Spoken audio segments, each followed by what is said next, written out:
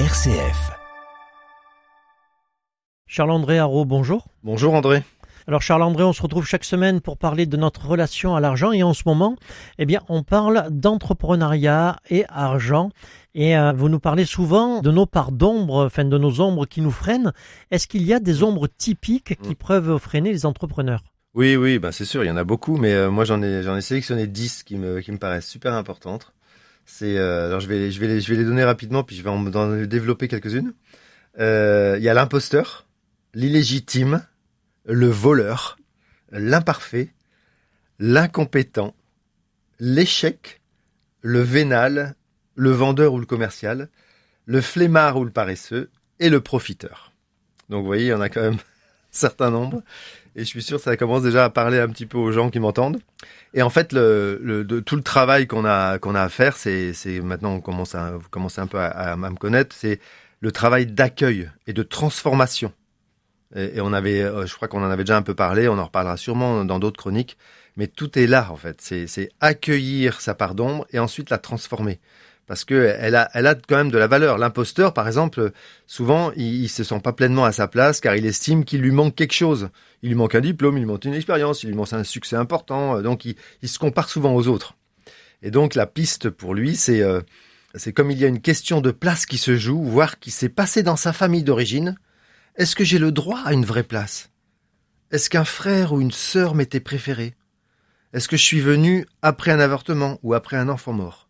Vous voyez, ces choses-là, on n'a pas du tout l'intention d'y penser parce qu'on ne pense pas que ça a un lien avec notre travail d'entrepreneur. Eh bien, peut-être que si. Les légitimes, ça c'est comme l'imposteur, évidemment. Mais il y a une piste un petit peu en supplémentaire, c'est que en plus de celle que j'ai donnée tout à l'heure, il y a quelquefois un doute sur la légitimité de ma venue. Les circonstances de ma conception. Est-ce que c'est bien mon père, par exemple ? Et Charles-André, on va continuer dans votre liste. Il y a l'imparfait. L'imparfait, c'est vraiment typique du perfectionniste qui en fait plus que demander. Moi, par exemple, je suis vraiment ce type-là. Il faut que ça soit tout le temps parfait et je suis perfectionniste. Et je me souviens quand j'étais en dépression, j'ai augmenté mon côté, mon incapacité à accepter le fait que je sois imparfait. Et donc, je devenais, mais tout devait être à sa place. Enfin, je devenais complètement dingo dans le perfectionniste. Et donc, les pistes, c'est est-ce que je recevais un message d'un parent que je n'avais pas le droit à l'erreur, par exemple ? Ou est-ce que je désirais tellement montrer à un parent que j'étais bon que je m'accordais absolument pas le droit à l'erreur ? Voilà, ça c'est des bonnes questions à se poser. Il y a aussi le vénal. Le vénal, c'est vraiment la peur de passer pour des vénaux, bon, ça on le sait, et les entrepreneurs n'osent pas envoyer leurs factures, par exemple, ou alors ils attendent 3 mois avant d'envoyer la facture, alors que pour moi, franchement, ça me paraît évident que j'ai fait un travail, je facture tout de suite, quoi. Et donc, ils savent pas non plus réclamer leur argent, qui leur est dû. Ça, il y a plein d'exemples comme ça, hein. C'est évident pour les gens qui sont dans l'entrepreneuriat, c'est difficile d'aller chercher l'argent.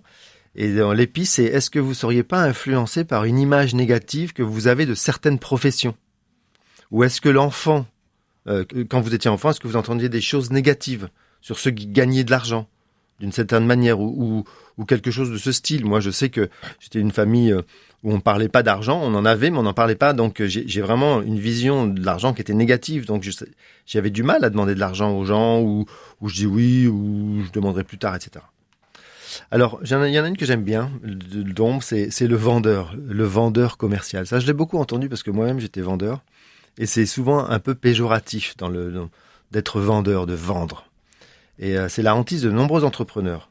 Vendre une prestation, en faire trop, et qu'on les prenne pour de vulgaires vendeurs qui ne pensent qu'à l'argent. Comme le vénal, par exemple.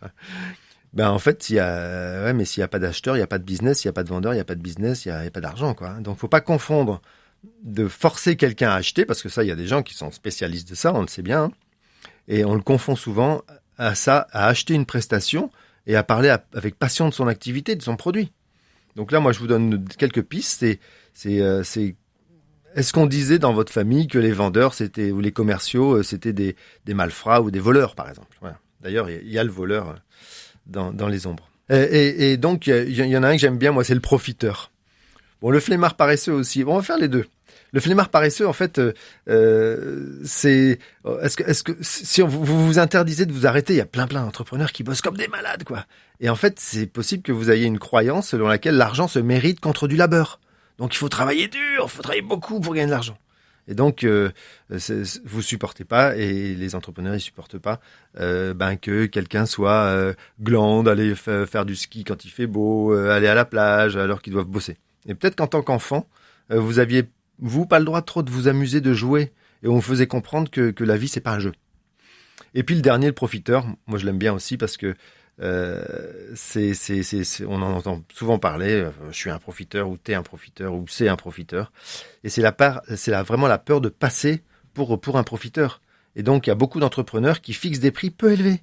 Comme ça, on peut pas leur dire que c'est des profiteurs, quoi.